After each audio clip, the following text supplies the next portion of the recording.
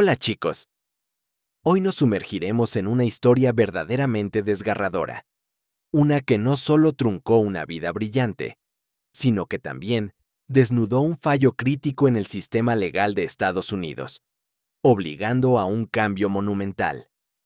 En este episodio, conocerán a Catherine Cota Cepich, o simplemente Katy, una joven cuyo carácter indomable y cuya ambición la convirtieron en el foco de una tragedia que resonaría desde su ciudad natal de Carlsbad, Nuevo México, hasta el Capitolio.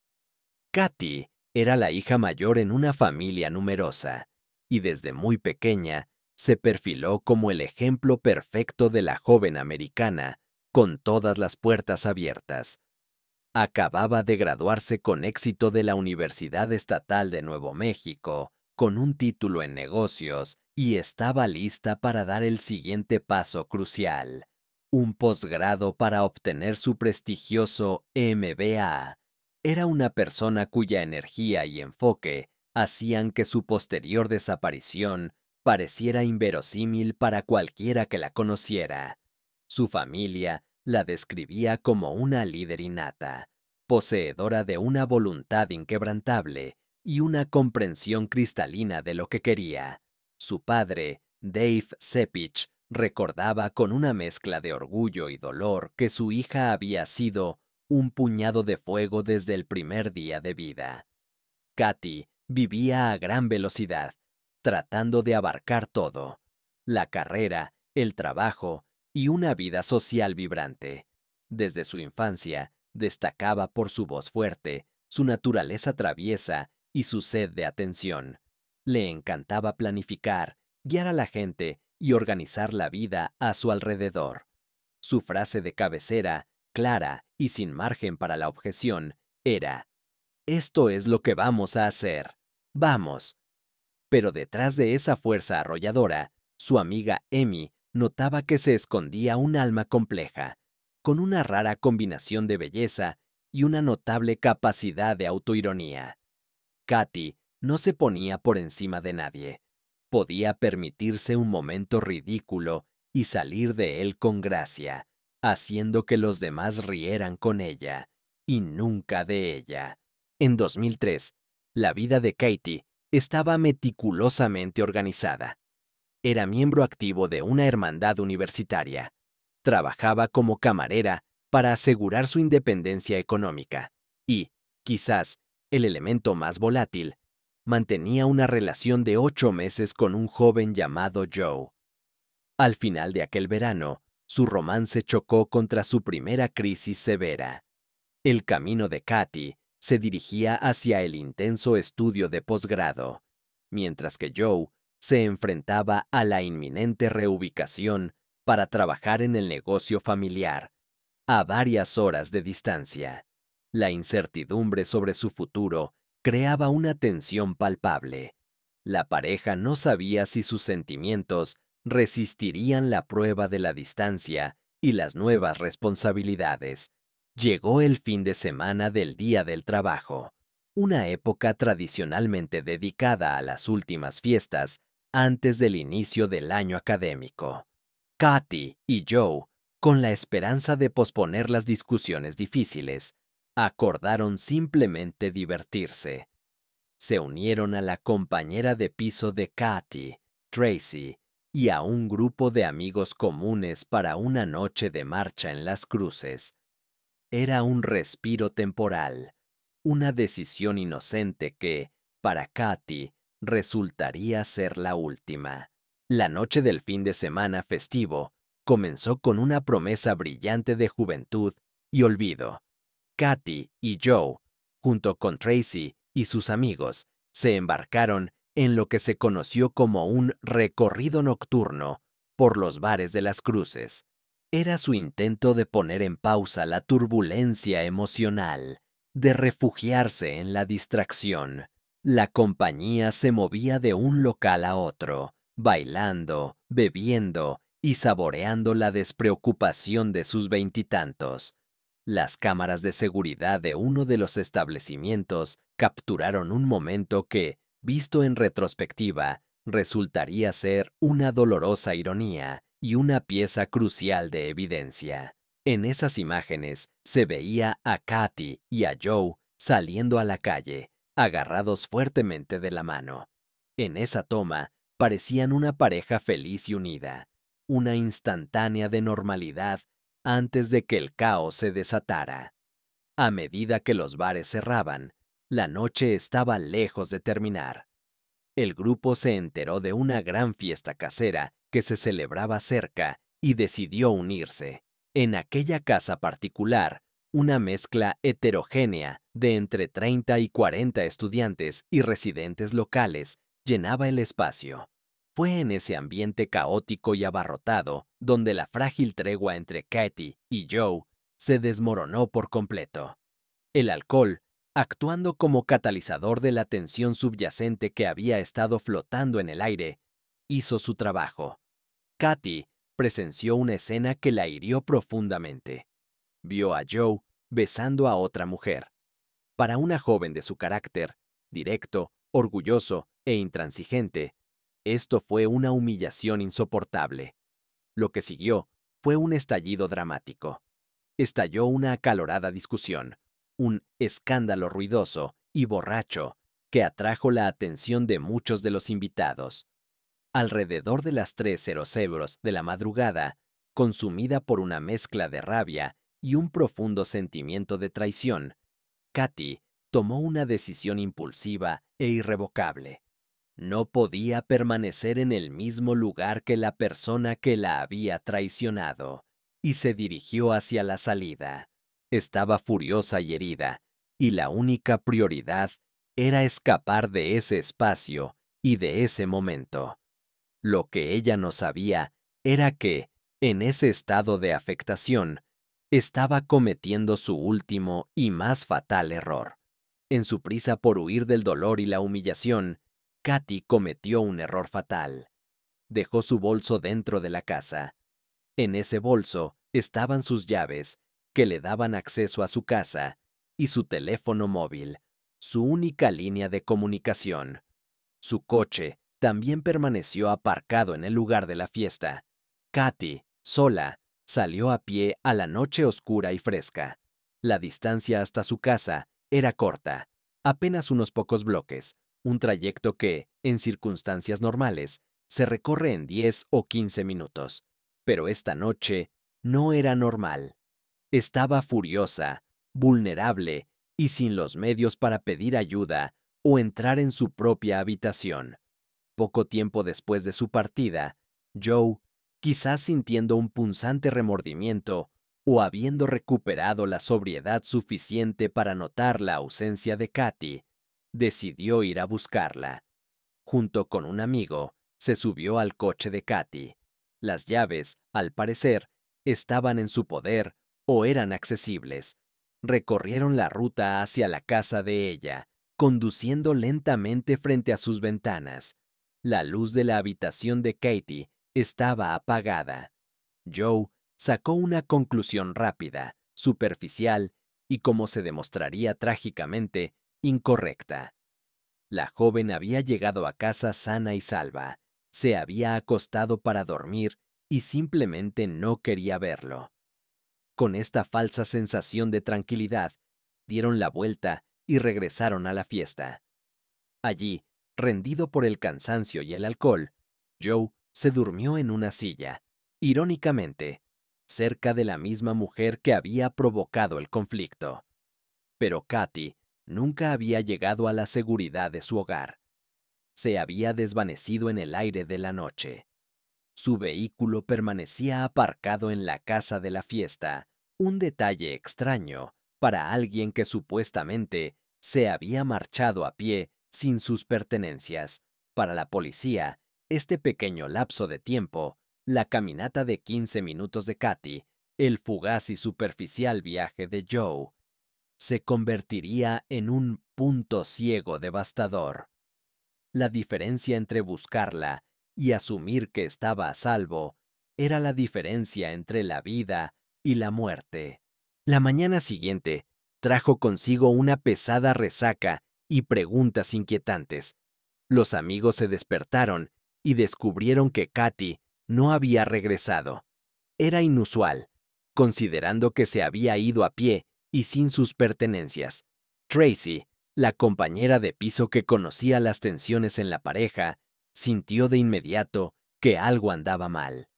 Comenzó a interrogar a Joe. El comportamiento del joven era evasivo. Al principio, Joe restó importancia a la gravedad de los sucesos de la noche y omitió mencionar a la otra mujer. Solo bajo la presión de las preguntas de Tracy, se vio obligado a admitir la pelea. Joe intentó racionalizar la situación, sugiriendo que Katy lo estaba castigando, obligándolo a preocuparse, o que simplemente no quería comunicarse. Pero Tracy no se quedó tranquila con esa explicación. Corrió a la casa que compartían. Al entrar en la habitación de Katy, la visión fue escalofriante. La cama estaba perfectamente hecha. Nadie había dormido allí esa noche. La madre de Tracy, que estaba de visita, confirmó que la noche había transcurrido en completo silencio. Nadie había entrado ni salido de la casa. El pánico comenzó a escalar. Los amigos iniciaron una búsqueda metódica. Llamaron a hospitales de las cruces, que negaron haber recibido pacientes no identificadas con traumatismos. Una llamada a la comisaría para preguntar si Catherine Sepich había sido detenida por embriaguez pública tampoco dio resultado. Katy se había disuelto en el aire nocturno. Mientras tanto, a cientos de kilómetros de distancia, Juana, la madre de Katy, se despertó con una sensación de pesadez en el corazón. El fenómeno que a menudo se llama intuición materna se manifestó con toda su fuerza. La mujer sentía físicamente que algo terrible le había sucedido a su hija. Esa sensación de ansiedad la persiguió durante toda la mañana, hasta que a las 14:15 sonó el teléfono. La voz al otro lado pronunció la frase que destrozó su vida. ¿No has hablado con Katy hoy? Dada la desaparición de una joven que se fue sola de noche tras una discusión, la policía fue notificada de inmediato y el caso recibió alta prioridad. El terror había llamado a la puerta de la familia Sepich. Los detectives llegaron a la casa de Katy para realizar un examen preliminar, y fue allí donde se encontraron con la primera y más escalofriante evidencia. En el patio trasero de la casa, justo debajo de la ventana de la habitación de Katy, se descubrió una mosquitera dañada. Parecía que alguien había intentado quitarla o que había sido golpeada. En el suelo, directamente bajo la ventana, se halló una de las sandalias de Katy. El hallazgo se volvió aún más siniestro al examinar la grava circundante. Estaba removida de una manera muy particular, como si algo pesado hubiera sido arrastrado. Estas huellas comenzaron a narrar una historia terrible, una que la joven ya no podía contar. Las pistas indicaban que Katy casi había alcanzado la seguridad de su hogar. Estaba, literalmente, a un paso de su propia habitación, tratando desesperadamente de entrar, ya que sus llaves se habían quedado en la fiesta. Sin embargo, algo o alguien la interceptó justo en el umbral. Había llegado a la única puerta que la separaba de un lugar seguro, pero no pudo cruzarla. Un detalle particular, revelado por sus padres, añadió una capa de inmenso dolor a la tragedia. Debido a una condición congénita de sus cuerdas vocales, Katy no podía gritar fuerte. Su voz era áspera y cualquier intento de alzarla se convertía en un susurro fuerte. Incluso si hubiera pedido ayuda a gritos en esos fatídicos minutos frente a su ventana, nadie en las cercanías podría haberla oído. Su lucha por sobrevivir transcurrió en el silencio de la noche, justo al lado de su propia cama. Mientras la policía examinaba minuciosamente la casa, buscando cualquier rastro de un forcejeo o entrada, la segunda y más trágica parte de la historia ya se desarrollaba a kilómetros de distancia. Mientras los padres de Katy seguían ajenos a la verdad y los detectives inspeccionaban la ventana rota de su dormitorio, se desarrollaba la segunda línea de la tragedia. Eran alrededor de las 11:00 de la mañana, y dos cazadores se abrían paso por la desolada zona este de Las Cruces, cerca de un antiguo vertedero. Era un lugar remoto y salvaje, raramente visitado por transeúntes. La atención de los hombres fue captada por algo antinatural en medio de los arbustos secos y el paisaje árido. Al acercarse, se enfrentaron al horror. Era el cuerpo de una persona. El equipo forense que llegó al lugar confirmó los detalles espeluznantes. El cuerpo pertenecía a una mujer joven. Se encontraba parcialmente desnudo, y la postura, con las piernas antinaturalmente separadas, indicaba inequívocamente la naturaleza del crimen. La espalda y los hombros de la víctima mostraban signos de quemaduras térmicas. El agresor había intentado, claramente, prender fuego al cuerpo, rociándolo con líquido inflamable. Pero por alguna razón, las llamas no se avivaron por completo y se extinguieron por sí solas. Cerca del cuerpo, sobre la tierra seca, los criminalistas descubrieron claras huellas de la banda de rodadura de neumáticos. El análisis reveló que pertenecían a un vehículo de gran tamaño, probablemente una pick-up o un SUV. El rastro indicaba que el vehículo había entrado profundamente en el desierto, había desechado su carga y luego había partido. Para la investigación, el rápido hallazgo del cuerpo fue una suerte sombría. El implacable desierto de Nuevo México, con su calor y la presencia de carroñeros, trabaja contra la policía científica. Si el cuerpo hubiera permanecido allí unos días más, la descomposición podría haber destruido pruebas cruciales, haciendo imposible determinar la causa de la muerte. El vínculo entre el cuerpo hallado y la estudiante desaparecida se estableció rápidamente. Se pidió a Tracy que acudiera a la identificación. La joven se dirigió a la morgue, aferrándose a la esperanza de un error, un malentendido. Pero cuando el empleado de la morgue abrió la bolsa, su esperanza se hizo añicos. Tracy describió más tarde que el rostro de su amiga estaba contorsionado en una máscara de terror y dolor. Ya no era el rostro de la alegre y bella joven que todos conocían, sino el de una mártir. La autopsia confirmó los peores temores. Katy había sido víctima de una agresión brutal y luego había sido estrangulada. Su lucha fue desesperada. La prueba más importante que se pudo recuperar fue material biológico encontrado debajo de las uñas de la víctima. En sus últimos instantes de vida, Katy había arañado a su asesino, extrayendo literalmente la evidencia que, años después, ayudaría a restaurar la justicia. Aquí está el capítulo 7, centrado en la figura del primer sospechoso, el novio, y el giro que dio el caso con la prueba de ADN. Capítulo 7. El primer sospechoso y la pista de ADN. En cualquier investigación de esta naturaleza, el foco de la sospecha recae inmediatamente en la pareja de la víctima. Joe, el novio de Katy, encajaba perfectamente en el perfil del sospechoso. Él fue el último en verla con vida en la fiesta.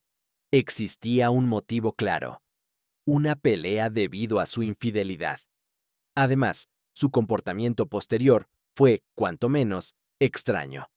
Los detectives comenzaron a trabajar intensamente con Joe. Sus declaraciones eran confusas. A veces reconocía la pelea, otras veces negaba su importancia. Hablaba de amor y planes de boda, pero sus acciones parecían contradecirlas. La policía descubrió que, a la mañana siguiente de la desaparición, Joe había llamado varias veces al teléfono móvil de Katy.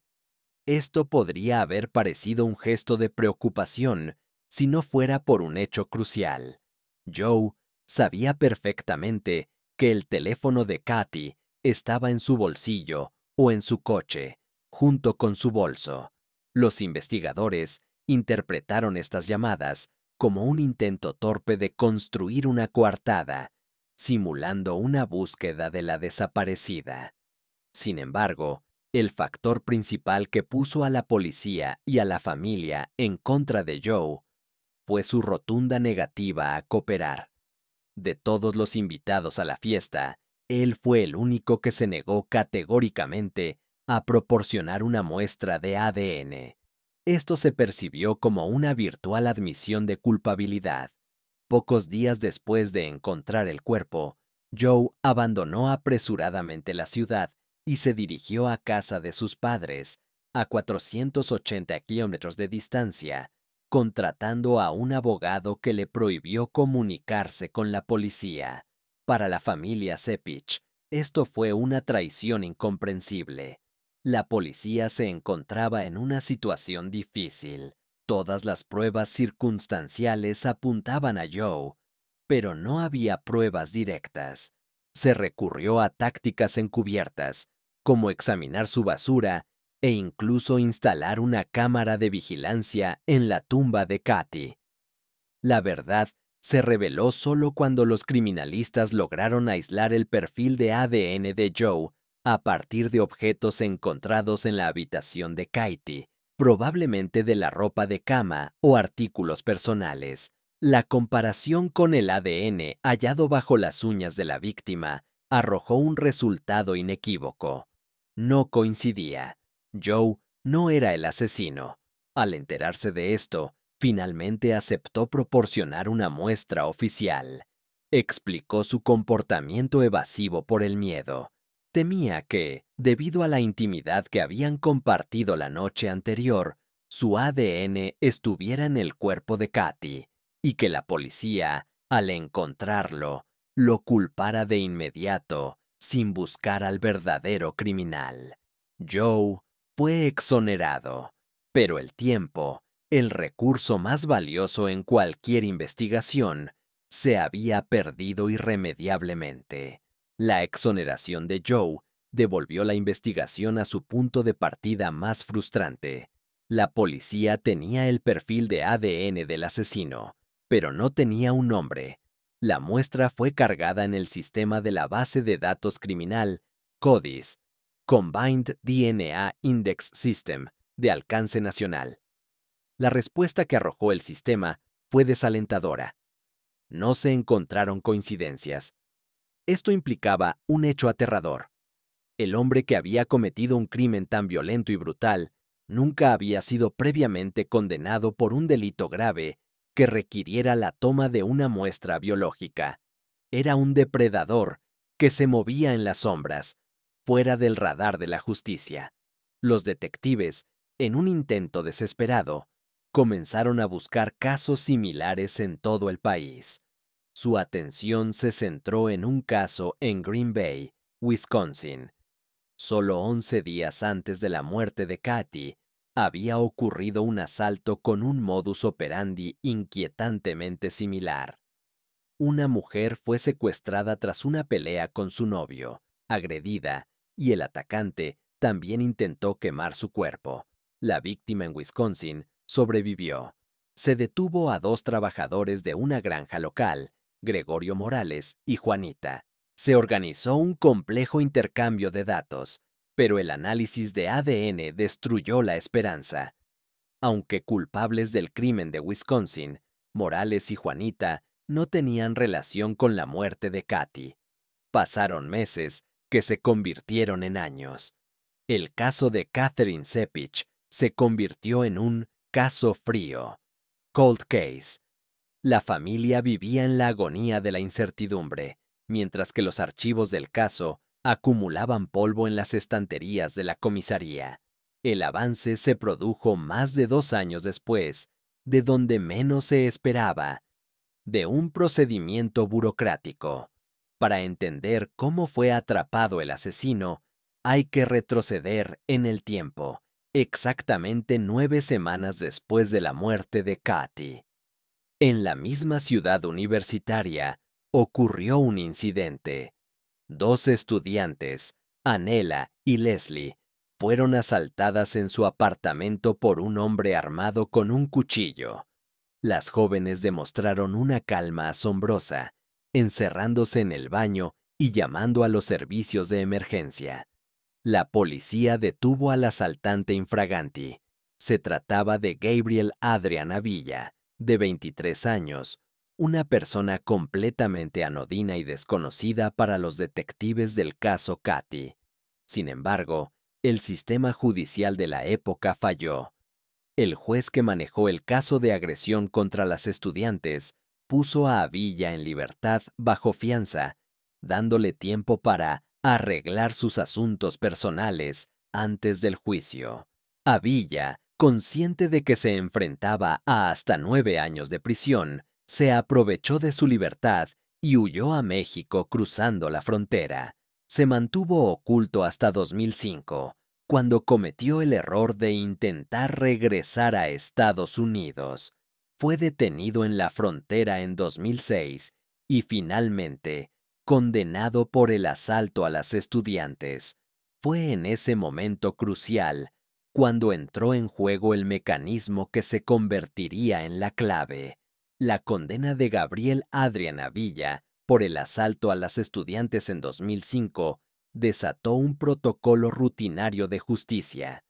En muchos estados, después de una condena por un delito grave, se requiere la toma de una muestra de ADN del delincuente para incluirla en la base de datos nacional CODIS. Aunque el crimen de Avilla contra Katy fue cometido en 2003, su muestra de ADN no fue tomada hasta su condena en 2006. El proceso fue mecánico. La muestra de Avilla fue introducida en el sistema. Horas después, la base de datos arrojó un hit, un acierto. El perfil de Gabriel Adrian Avilla coincidía perfectamente con el ADN desconocido que la policía había estado buscando sin éxito durante casi 3 años. Era el mismo material genético recuperado de debajo de las uñas de Catherine Sepich.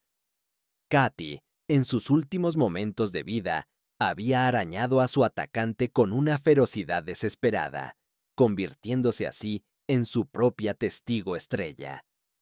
La coincidencia fue el punto de inflexión que transformó un caso frío en una investigación activa, centrada en un único sospechoso. Los detectives que habían estado estancados en el vacío de Codis se movilizaron de inmediato. Revisaron toda la evidencia forense recopilada en 2003. El vehículo. Se comprobó que Avilla poseía una pickup del año y modelo que coincidían con las huellas de los neumáticos encontradas en el sitio donde fue abandonado el cuerpo de Katy. El botín. La madre de Katy había guardado un objeto crucial, el anillo de graduación de oro de Katy, robado de su dedo. Se demostró que Avilla lo había empeñado en una casa de préstamos poco después del asesinato. La confesión, confrontado con la aplastante prueba del ADN y la evidencia circunstancial, Avilla no tuvo más remedio que hablar. Avilla confesó. Su relato fue breve y escalofriante, revelando un crimen de oportunidad. Afirmó que aquella noche, mientras conducía, vio a Katy sola, caminando por la calle, llorando y furiosa. La vio como un objetivo fácil, una presa vulnerable y aislada. Se detuvo, la abordó y la forzó a subir a su camioneta. El hecho de que Avilla estuviera en libertad bajo fianza, habiendo huido a México y retrasando su enjuiciamiento por el asalto a las estudiantes, permitió que el crimen contra Katy permaneciera sin resolver y, más aterrador aún, permitió que este depredador estuviera libre para cometer otros posibles delitos mientras estaba prófugo. La justicia para Katy Sepich finalmente tenía un nombre. El juicio contra Gabriel Adrian Avilla fue la dolorosa culminación de 3 años de angustia. Ante la contundencia de la evidencia de ADN, el testimonio sobre el anillo de graduación empeñado y la macabra coincidencia de las huellas de neumáticos, la culpabilidad de Avilla era incuestionable. La familia Cepich observó con un doloroso alivio cómo el hombre responsable de arrebatarles a su hija fue declarado culpable y condenado a cadena perpetua. Sin embargo, para Juana Cepich, la madre de Katy, el encarcelamiento de Avilla no era suficiente. El caso de su hija había expuesto una falla crítica y sistémica. Un depredador, conocido por la policía por haber cometido otro delito grave, el asalto a las estudiantes, pudo vagar libre durante casi 3 años, cometer asesinato y huir a México, simplemente porque el Estado no estaba obligado a tomar su muestra de ADN tras el arresto. Más aún, mientras estaba libre, en la clandestinidad en México, pudo haber cometido otros crímenes. Juana inició una cruzada implacable para cambiar la legislación. Su argumento era simple y poderoso. El ADN es la huella digital moderna. Tomarlo a los sospechosos de delitos graves en el momento de la detención, y no solo tras la condena, significaría salvar vidas y encontrar a los culpables más rápidamente. Así nació la propuesta de ley que se conocería como el Acta de Katy, Katy's Law. La batalla fue ardua. Los defensores de las libertades civiles argumentaban que la toma de muestras de ADN a los arrestados violaba los derechos de privacidad y la presunción de inocencia, pero la familia Cepich operaba con hechos y una verdad innegable. Katy podría haber sido salvada y el asesino atrapado mucho antes si ese procedimiento hubiera estado vigente. En 2006, Nuevo México se convirtió en el primer estado en aprobar esta ley histórica. El efecto fue explosivo. La policía comenzó a resolver en masa casos fríos, simplemente al cotejar los nuevos perfiles genéticos de los arrestados con la base de datos de crímenes sin resolver. El alcance del Acta de Katy se expandió. En 2011, la ley se amplió a todos los delitos graves y fue adoptada a nivel federal. Hoy, más de 30 estados en EEUU utilizan esta práctica. La Fundación DNA Cybis, establecida por Juana, continúa la labor de sensibilización. Gracias al sacrificio final de Katy Cepich, cientos de asesinos y violadores han sido atrapados por crímenes que permanecieron impunes durante décadas. Además, esta ley también ha ayudado a liberar a personas inocentes de prisión, cuando el ADN del verdadero criminal finalmente ingresó a la base de datos. Iota, el hermano de Katy, dice que el dolor de la pérdida nunca desaparece, pero el conocimiento de que el legado de su hermana salva vidas todos los días hace que ese dolor sea soportable.